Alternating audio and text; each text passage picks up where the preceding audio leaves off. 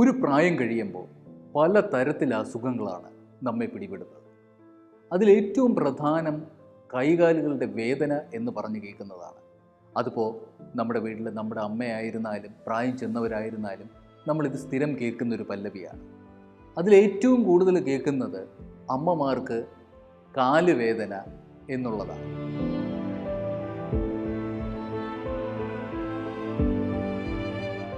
ഒരു മനുഷ്യായുസ് മുഴുവൻ ഓടി നടന്ന് വീട്ടിലെ ജോലികളുമൊക്കെ ചെയ്ത് മക്കളുടെ കാര്യവും ഭർത്താവിൻ്റെ കാര്യവും ഒക്കെ നോക്കുന്ന ഈ അമ്മമാർക്ക് പെട്ടെന്നൊരു ദിവസം മുതൽ ഈ കാലുവേദന വരുന്നു.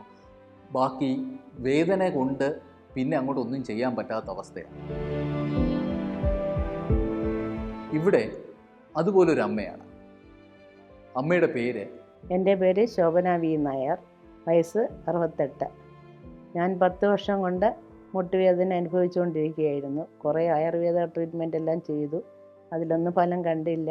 എന്നിട്ട് അവസാനമാണ് ഞാൻ ഓപ്പറേഷൻ സാറ് 2 വർഷത്തെ മുന്നേ പറഞ്ഞു. എന്നിട്ട് എനിക്ക് ഭയം കൊണ്ട് ഞാനത് ചെയ്തില്ല. പക്ഷേ പിന്നെ ഞാൻ ചെയ്തു. 10 വർഷമായി ഈ വേദനയും കൊണ്ട് നടക്കാൻ തുടങ്ങിയിട്ട്. അമ്മ പറഞ്ഞതുപോലെ തന്നെയാണ്, പലർക്കും ഈ പേര് കേൾക്കുന്നത് തന്നെ ഭയമാണ്. നീ റീപ്ലേസ്മെൻറ്റ്, മുട്ട് മാറ്റിവെക്കൽ ശസ്ത്രക്രിയ. ആ പേര് തന്നെ ഒരു വല്ലാത്ത പേരാണ്. എന്നാൽ എന്താണ് യഥാർത്ഥത്തിൽ ഈ മുട്ട് മാറ്റിവെക്കൽ ശസ്ത്രക്രിയ? മുട്ട് മാറ്റിവെക്കൽ ശസ്ത്രക്രിയ എന്ന് ഉദ്ദേശിക്കുന്നത് സാധാരണ നമ്മൾ ആ എല്ലിൻ്റെ എല്ലാ ഭാഗങ്ങളും മാറ്റുകയൊന്നുമല്ല. ആ ഭാഗത്ത് ഈ ഡാമേജ്ഡ് ആയിട്ടുള്ള പാർട്ട്, അതായത് ഈ കാർട്ടിലേജിൻ്റെ പാർട്ട് മാറ്റി വേറെ അതിനുള്ള ആർട്ടിഫിഷ്യലായിട്ടുള്ള മെറ്റീരിയൽസ് ഉണ്ട്. ഇപ്പോൾ സാധാരണ ഉപയോഗിക്കുന്ന ഒരു സൈഡിൽ മെറ്റലും മറ്റേ സൈഡിൽ ഒരു പോളിയെത്തിലിൻ എന്ന് പറയുന്ന ഒരു പ്ലാസ്റ്റിക് പോലുള്ള മെറ്റീരിയലാണ്. അപ്പം ഒരിക്കലും നമ്മുടെ നോർമൽ മുട്ടിൻ്റെ ഒരു ആക്ടിവിറ്റി അതുകൊണ്ട് കിട്ടണമെന്നുമില്ല. എങ്കിൽ പോലും ഏകദേശം ഒരു നിയർ നോർമൽ, നമ്മുടെ അത്യാവശ്യമുള്ള എല്ലാ കാര്യങ്ങളും ചെയ്യാൻ പറ്റുന്ന രീതിയിലുള്ള ഒരു റിസൾട്ട് കിട്ടുന്ന ഒരു സർജറിയാണ് ഈ മുട്ട് മാറ്റിവെക്കൽ ശസ്ത്രക്രിയ എന്ന് പറയുന്നത്. അപ്പോൾ മുട്ട് മാറ്റിവെക്കൽ എന്ന് പറഞ്ഞാൽ മുഴുവനായിട്ടും കംപ്ലീറ്റ് ആയിട്ടും മുട്ട് മാറ്റിവെക്കലല്ല. പക്ഷേ ഇതിലെ കോംപ്ലിക്കേഷൻസ് എന്തൊക്കെയാണ് പറയുന്നത്? ഇത് സാധാരണ കോംപ്ലിക്കേഷൻസ് ഒന്നും ഇല്ലാത്ത ഓപ്പറേഷൻ ആണെന്ന് വിചാരിക്കരുത്. ഇതിന് ഇൻഫെക്ഷൻസ് വരാം. ഇൻഫെക്ഷൻസ് വന്നു കഴിഞ്ഞാൽ അതിൻ്റേതായ പ്രയാസങ്ങളുണ്ടാകാം.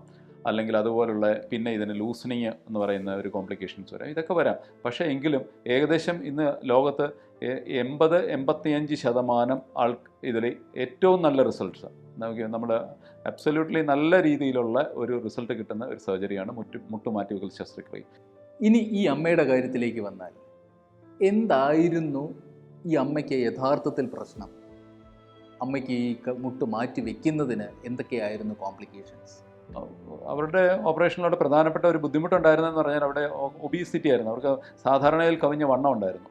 പക്ഷേ അത് ഒരു പരിധി വരെ ഈ ശസ്ത്രക്രിയയുടെ റിസൾട്ടിനെ ബാധിക്കാം. പക്ഷേ ഈ പർട്ടിക്കുലർ ഈ ഒരു രീതിയിൽ നമ്മൾ ഈ ലേഡിക്ക് നമ്മൾ ശസ്ത്രക്രിയ ചെയ്തതിന് ശേഷം വളരെ നല്ല റിസൾട്ടും അവർക്ക് പഴയതുപോലെ അവരുടെ നേരത്തെ എന്തൊക്കെ കാര്യങ്ങൾ അവരുടെ ചെറുപ്പകാലത്ത് ചെയ്യാൻ പറ്റുന്ന രീതിയിൽ ചെയ്തിട്ടുള്ളൂ അതുപോലുള്ള കാര്യങ്ങളൊക്കെ അവർക്ക് ചെയ്യാൻ പറ്റുന്നതായിട്ടാണ് നമുക്ക് കിട്ടിയിരിക്കുന്നത്. നല്ലൊരു റിസൾട്ടാണ് അവർക്ക് പ്രയോജനമുണ്ടായി ആ സർജറി.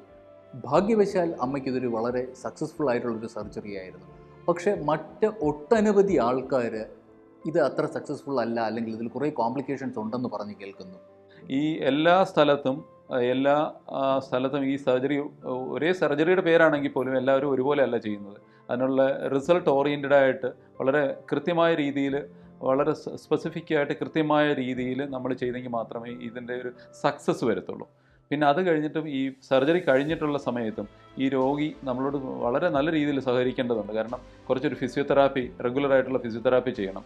ഫിസിയോതെറാപ്പിയിൽ നമ്മൾ പറയുന്ന രീതിയിലുള്ള എക്സസൈസുകൾ കണ്ടിന്യൂ ചെയ്യണം. ഇപ്പം നമ്മൾ രോഗാവസ്ഥയിലുള്ള ഒരു അസ്ഥിയുടെ ഭാഗം മാറ്റുന്നതെന്നല്ലാതെ ബാക്കിയുള്ള ശരീരമൊക്കെ ആ രോഗിയുടെ പഴയ പൂർവ്വസ്ഥിതിയിലുള്ള ശരീരം തന്നെയാണ്. അപ്പം അവർ വളരെ ശ്രദ്ധിച്ചിട്ട് ഈ ഫിസിയോതെറാപ്പിയും കൂടെ ചെയ്തതിന് ശേഷം മാത്രമേ നമുക്ക് ഇങ്ങനെ ഒരു നല്ല റിസൾട്ട് ഇതിനകത്ത് നിന്ന് പ്രതീക്ഷിക്കാൻ പറ്റത്തുള്ളൂ.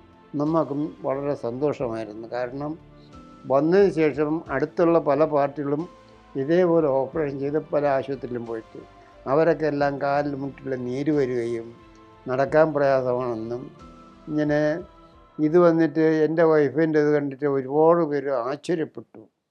കാരണം ഇത്രയും സക്സസ് ആയിട്ടും, അതായത് അത്ര ബൾക്കി ബോഡിയായിരുന്നു, എന്നിട്ട് പോലും ഇത്രയും സക്സസ് ആയിട്ടുള്ള ഒരു ഓപ്പറേഷൻ കഴിയുകയും അത് കഴിഞ്ഞിട്ട് സ്റ്റിച്ച് ചെയ്തത് സ്റ്റാബ്ലറായിരുന്നു.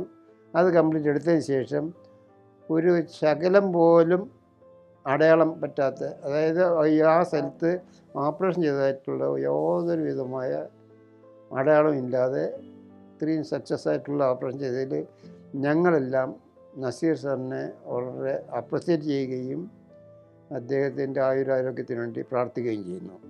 ഇത് ഈ സർജറി കഴിഞ്ഞാൽ, ഈ മുട്ട് മാറ്റി വെച്ച് കഴിഞ്ഞാൽ ഇത് ജീവിതകാലം മുഴുവനാണോ, അല്ലെങ്കിൽ ഇതിൻ്റെ ഒരു ലൈഫ് എത്രയാണ്?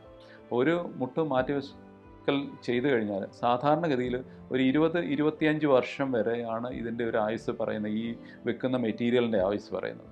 അപ്പോൾ അത് കഴിഞ്ഞിട്ട് എന്ത് സംഭവിക്കാം? അയ്യോ എൻ്റെ മുട്ട അങ്ങനെ അത് കഴിഞ്ഞിട്ട് നേരാവണ്ണം ഉള്ള ഒരു റിസൾട്ട് ഇല്ലല്ലോ, നമ്മൾ 25 വർഷം കഴിയുമ്പോൾ നമ്മൾ എന്ത് ചെയ്യും? അപ്പം നമുക്ക് തീർച്ചയായിട്ടും അതിന് ആൻസർ ഉണ്ട്. അത് നമ്മൾ റിവിഷൻ സർജറി എന്ന് പറയും. ആ ഭാഗം ഇത് വെച്ചിട്ട് വേറെ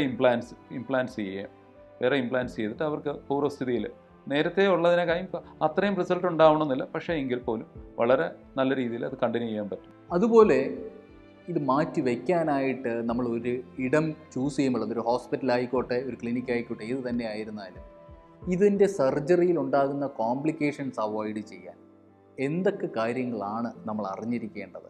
ഈ ഓപ്പറേഷൻ്റെ സക്സസ് എന്ന് പറഞ്ഞാൽ പ്രധാനമായിട്ടും ഒന്ന്, നമ്മൾ തിയേറ്ററിൽ ഉപയോഗിക്കുന്ന ഇതിനു വേണ്ടി ഉപയോഗിക്കുന്ന മെറ്റീരിയൽസ് അത് ഫുൾ പ്രൂഫായിട്ടുള്ള അല്ലെങ്കിൽ ടൈം ടെസ്റ്റഡ് ആയിട്ടുള്ള, ഇത്രയും വർഷം കൊണ്ട് ഉപയോഗിച്ച് റിസൾട്ട് മോശമല്ല എന്നുള്ള തരത്തിലുള്ള ഇംപ്ലാൻസ് വേണം ഉപയോഗിക്കാൻ. ഒരുപാട് മാർക്കറ്റിൽ ഒരുപാട് ഇംപ്ലാൻസ് ഉണ്ട്, പല റേഞ്ചിലുള്ള ഇംപ്ലാൻസ് ഉണ്ട്. പക്ഷേ ഇംപ്ലാൻസ് ഈ അകത്ത് വെക്കുന്ന സാധനം വളരെ നല്ല രീതിയിൽ ടൈം ടെസ്റ്റഡ് ആയിട്ടുള്ള സാധനം ഉപയോഗിക്കുക. പിന്നെ ഓപ്പറേഷൻ തിയേറ്ററിൻ്റെ സ്റ്റെറിലിറ്റി വളരെ ഇമ്പോർട്ടൻ്റ് ആണ്. കാരണം ഈ മുട്ട് മാറ്റിവെക്കൽ ശസ്ത്രക്രിയയിൽ സംഭവിക്കുന്ന ഏകദേശം 1% ഇൻഫെക്ഷൻ വരാനുള്ള സാധ്യതയുണ്ട്. അപ്പോൾ 100 കേസ് ചെയ്യുമ്പോൾ ഒരെണ്ണം ഇൻഫെക്റ്റഡ് ആവാനുള്ള സാധ്യതയുണ്ട്. അപ്പോൾ ആ സാധ്യതയെ നമ്മൾ മാറ്റുന്ന രീതിയിൽ തിയേറ്ററിൻ്റെ സ്റ്റെറിലൈസേഷൻ നമ്മൾ ശ്രദ്ധിക്കേണ്ടതുണ്ട്. അദ്ദേഹം എനിക്ക് ഓപ്പറേഷൻ നടത്തി ഇപ്പോൾ 5 വർഷമായി, യാതൊരു ബുദ്ധിമുട്ടുമില്ല, സുഖമായിരിക്കുന്നു, വേദന യാതൊന്നുമില്ല. ഭൂരിഭാഗം ആൾക്കാരും ഇതിലേക്ക് ഇറങ്ങിത്തിരിക്കാത്തത് പേടി കാരണമാണ്. എന്നാൽ ആ ഭയത്തിനെ മാറ്റിവെക്കാം. കാര്യം ഈ ഓപ്പറേഷൻ ചെയ്യുന്ന ഭൂരിഭാഗം ആൾക്കാർക്കും വളരെ നല്ല റിസൾട്ടാണ് ഉണ്ടാകുന്നത്.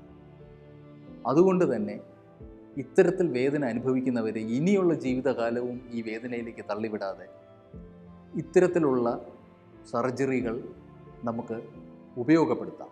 അവർക്ക് എന്നേക്കുമായി ഈ വേദന മാറ്റിയെടുക്കാൻ ശ്രമിക്കാം. നന്ദി. Ethnic Health Code in Public Interest.